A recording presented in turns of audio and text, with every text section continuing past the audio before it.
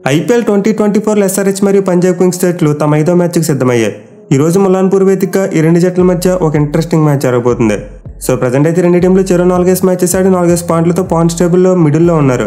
SRH 5వ స్థానంలో ఉంటే పంజాబ్ కింగ్స్ 6వ స్థానంలో ఉంది. దీంతో మ్యాచ్లో గెలిచిన టీంకు పాయింట్స్ టేబుల్ పైకి వెళ్ళడానికి అవకాశం ఉంటుంది. ఇన్ఫాక్ట్ ఎస్ఆర్హెచ్ వాళ్ళు ఒక మంచి విజయం సాధిస్తే వాళ్ళు పాయింట్స్ టేబుల్లో థర్డ్ పొజిషన్ కూడా వెళ్ళే ఛాన్స్ ఉంటుంది. వాళ్ళ నెట్ రన్ రేట్ మెరుగ్గా ఉంది కాబట్టి పైకి వెళ్ళే ఛాన్స్ ఉంటుంది. ఇక పంజాబ్ టీం చూసుకుని మ్యాచ్లో ఎస్ఆర్హెచ్ మీద గెలిస్తే వాళ్ళని కిందకి నెట్ 5వ స్థానానికి వెళ్ళిపోతారు. సో ప్రజెంట్ పాయింట్స్ టేబుల్ కాస్త రైట్గా మారుతుంది కాబట్టి మ్యాచ్లో విజయం అయితే రెండు టీంలకు చాలా ఇంపార్టెంట్. ఇన్ఫాక్ట్ రెండు టీంలు కూడా తమ చివరి మ్యాచ్లో గెలిచి ఈ మ్యాచ్లోకి వస్తున్నారు. అయితే హెడ్ స్టాట్స్ విషయానికి వస్తే మాత్రం ఎస్ఆర్హెచ్ టీంకి చాలా అడ్వాంటేజ్ ఉంది. ఈ రెండు జట్లు ఇప్పటివరకు 21 మ్యాచ్లో తలపడితే పంజాబ్ టీం కేవలం 7 మ్యాచ్లో మాత్రమే గెలిచారు. బట్ ఎస్ఆర్హెచ్ టీం చూసుకుంటే 14 మ్యాచ్లో గెలిచింది. అంటే పీబీకేఎస్ టీం మీద వాళ్ళ రికార్డ్ డబుల్ ఉంది. ఇన్ఫాక్ట్ లాస్ట్ ఇయర్ మ్యాచ్ చూసుకుని అలాగే అంతకుముందు 5 మ్యాచెస్లో చూసుకుని ఎస్ఆర్హెచ్ డామినేషన్ ఎక్కువగా వాళ్ళ మ్యాచ్లు గెలిచారు. So first year past record బట్టి చూసుకుంటే మాత్రం ఈ మ్యాచ్లో ఖచ్చితంగా ఎస్ఆర్హెచ్ టీమే ఫేవరెట్స్గా బరిలోకి దిగుతారు. పైగా ప్రజెంట్ టీమ్స్ వైస్ చూసుకుని on the paper SRH team చాలా బలంగా కనిపిస్తుంది. సో డెఫినెట్లీ మరోసారి అయితే మనం ఈ మ్యాచ్లో హైదరాబాద్ యొక్క డామినేషన్ చూసే అవకాశాలు ఉన్నాయి. ఇక మ్యాచ్ ఆడబోయే ములాన్పూర్ స్టేడియం యొక్క పిచ్ రిపోర్ట్ చూసుకుంటే చాలా వరకు బ్యాటింగ్ ఫ్రెండ్లీ వికెట్. ఆల్రెడీ గ్రౌండ్లో పీబీకేఎస్ టీం ఏడాది ఒక మ్యాచ్ ఆడింది. ఒక మ్యాచ్లో రెండు టీంలు కూడా 170+ స్కోర్స్ కొట్టాయి. మెయిన్లీ సెకండ్ బ్యాటింగ్ చేసినప్పుడు పీబీకేఎస్ టీం టార్గెట్ ఈజీగా చేశారు. సో మరోసారి అయితే మనం మంచి బ్యాటింగ్ ఫ్రెండ్లీ ట్రాక్ని ఎక్స్పెక్ట్ చేయవచ్చు. అండ్ ఆల్సో చేసే టీంకి చాలా అడ్వాంటేజ్ ఉండబోతుంది. మెయిన్లీ ఒక ఓపెన్ గ్రౌండ్ కాబట్టి డ్యూ ఫ్యాక్టర్ కూడా ఎక్కువగా రావచ్చు. సో ఇప్పటివరకు గ్రౌండ్లో ఒక ఐపీఎల్ మ్యాచ్ మాత్రమే జరిగింది. అండ్ ఆ మ్యాచ్లో పీబీకేఎస్ వాళ్ళు గెలిచారు. అలాగే ముందు చెప్పుకున్నట్టు ఈ గ్రౌండ్లో 2 ఇన్నింగ్స్లో కూడా 170+ టోటల్స్ వచ్చాయి. ఇక టాస్ విషయానికి వస్తే ఆబ్వియస్లీ ముందు ఫీల్డింగ్ తీసుకోవడానికి చూస్తారు. ఎందుకంటే ముందు చెప్పుకున్నట్టు డ్యూ ఫ్యాక్టర్ ఒక రీజన్ అయితే ఈ గ్రౌండ్లో ఇప్పటివరకు ఎక్కువ మ్యాచ్లు జరగలేదు. అంటే పిచ్ చాలా వరకు ఫ్రెష్గా ఉండి 40 ఓవర్స్ ఒకేలా ఉంటుంది. సో డెఫినెట్లీ మ్యాచ్లో టాస్ గెలిచిన కెప్టెన్ ఎక్కువగా ఫీల్డింగ్ తీసుకోవడానికి మొగ్గు చూపుతారు. ఇక టీమ్స్ విషయానికి వస్తే లాస్ట్ మ్యాచ్లో పీబీకేఎస్ టీం వాళ్ళు జీటీ వాళ్ళని ఓడించారు. బట్ అదైతే ఒక టీమ్ గేమ్ ఆడటం వల్ల వచ్చిన విక్టరీ అయితే కాదు. ఎక్కువగా శశాంక్ సింగ్ కాంట్రిబ్యూషన్ వల్ల టీం గెలిచింది. సో పీబీకేఎస్ టీంకి అయితే వాళ్ళ బ్యాటింగ్లో ప్రాబ్లమ్స్ ఉన్నాయి, అలాగే బౌలింగ్లో కూడా ప్రాబ్లమ్స్ ఉన్నాయి. మెయిన్లీ బ్యాటింగ్ విషయానికి వస్తే చాలా ఇన్కన్సిస్టెంట్గా ఉంది. ఒక్క మ్యాచ్లో బాగా ఆడుతున్నారు, బట్ నెక్స్ట్ మ్యాచెస్లో ఫెయిల్ అయిపోతున్నారు. సో వాళ్ళ కెప్టెన్ ధావన్ అయితే చాలా మంచి ఫామ్లో ఉన్నాడు. అలాగే లాస్ట్ టైం ఎస్ఆర్హెచ్తో మ్యాచ్ జరిగినప్పుడు కూడా 99 రన్స్ కొట్టాడు. బట్ మిగతా టాప్ ఆర్డర్ బ్యాట్స్మెన్ విషయానికి వస్తే ఎక్కువగా క్యామ్ ఇన్నింగ్స్లు మాత్రం ఆడగలుగుతున్నారు. ఎవరు కూడా పెద్ద నాక్స్గా కన్వర్ట్ చేయలేకపోతున్నారు. మెయిన్లీ బేరిస్టో చూసుకుంటే ఇప్పటివరకు తన రేంజ్ నాక్ కాలేదు. అలాగే ప్రభ్సిమ్రన్ సింగ్ చూసుకున్న, జితేష్ శర్మ చూసుకుని ఎక్కువగా క్యామ్ ఇన్నింగ్స్లతో సరిపెట్టేస్తున్నారు. సో ఈ మ్యాచ్లో అయితే పీబీకేఎస్ టాప్ 5 బ్యాట్స్మెన్ నుంచి ఇంకా మంచి పెర్ఫార్మెన్స్ రావాలి.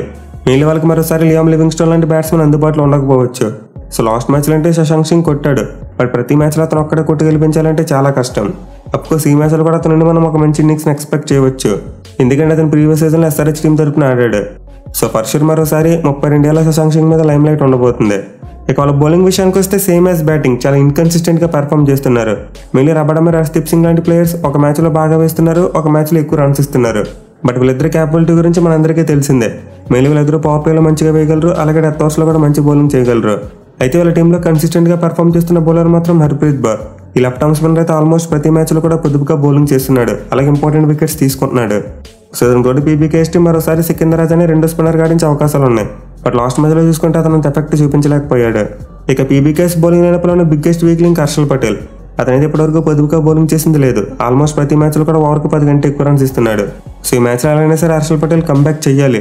మెయిన్లీ పీబీకేఎస్ టీం దగ్గర రెండో స్పిన్నర్ స్ట్రాంగ్గా లేడు కాబట్టి హర్షల్ పటేల్ మిడిల్ ఓవర్స్లో బాగా కంట్రిబ్యూట్ చేయగలగాలి. లేదా అతనితో చాలనుకుంటే పీబీకేఎస్ టీం ఒక మార్పు చేసే ఛాన్స్ ఉంది. అదేంటంటే హర్షల్ పటేల్ ప్లేస్లో రిషి ధావన్ లేదా విద్వత్ కావేరప్ప లాంటి బౌలర్స్ని తీసుకొచ్చే అవకాశం ఉంటుంది. సో పీబీకేఎస్ టీం అయితే మోస్ట్ లైక్లీ తమ ప్లేయింగ్ లెవెన్లో ఒక్క మార్పు మాత్రమే చేయవచ్చు. ఇన్ఫాక్ట్ వాళ్ళు లాస్ట్ మ్యాచ్లో గెలిచారు కాబట్టి సేమ్ ప్లేయింగ్ లెవెన్తో వచ్చినా మనం ఆశ్చర్యపోవడం అవసరం లేదు. ఇక సన్ రైజర్స్ హైదరాబాద్ విషయానికి వస్తే వాళ్ళైతే మంచి ఫామ్లో ఉన్నారు. ఈ సీజన్లో 2 మ్యాచ్లు ఓడిపోయినప్పటికీ ఆ 2 మ్యాచ్లు కూడా మంచి కాంపిటీషన్ ఇచ్చారు. అలాగే గెలిచిన 2 మ్యాచ్లు ఎంత బాగా ఆడారో మనం కళ్ళారా చూసాం. So present SRH captain Pat Cummins ఆ టీంని బాగా షేప్ చేస్తున్నాడు. ఎస్పెషల్లీ పేస్ బౌలింగ్ చూసుకుంటే తను బాగా వేస్తున్నాడు, అలాగే మిగతా పేసర్స్ని కూడా బాగా యూజ్ చేసుకుంటున్నాడు. సో ఎస్ఆర్హెచ్ టీం దగ్గర చాలా స్ట్రాంగ్ బ్యాటింగ్ ఉంది, అలాగే పేస్ బౌలింగ్ ఉంది. ఒక్క స్పిన్ బౌలింగ్ కొంచెం అటు ఇటు ఉంది.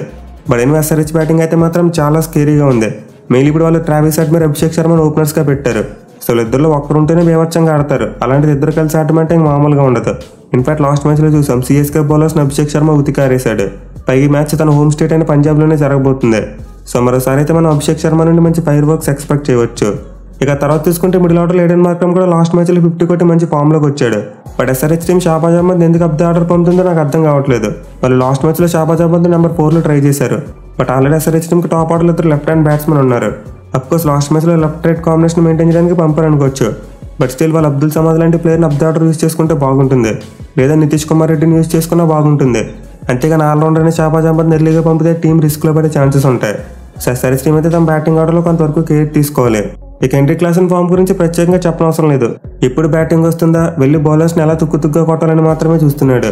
సో బ్యాటింగ్ పరంగా పీబీకేఎస్ టీంతో పోల్చుకుంటే ఎస్ఆర్హెచ్ టీం దగ్గర చాలా స్ట్రెంత్ ఉంది. ఈవెన్ బౌలింగ్లో చూసుకుని ఎస్ఆర్హెచ్ పేస్ బౌలింగ్ చాలా స్ట్రాంగ్గా ఉంది. 2 right arm సీమర్స్ and 2 left arm సీమర్స్, నలుగురు కూడా అదరగొట్టేస్తున్నారు. మెయిన్లీ బూబీ లాస్ట్ మ్యాచ్లో అద్భుతంగా బౌలింగ్ చేశాడు. సో తనతో పాటు ప్యాట్ కమిన్స్, ఉనాద్ కట్ మరియు నట్టు అందరూ కూడా చాలా మంచి ఫామ్లో ఉన్నారు.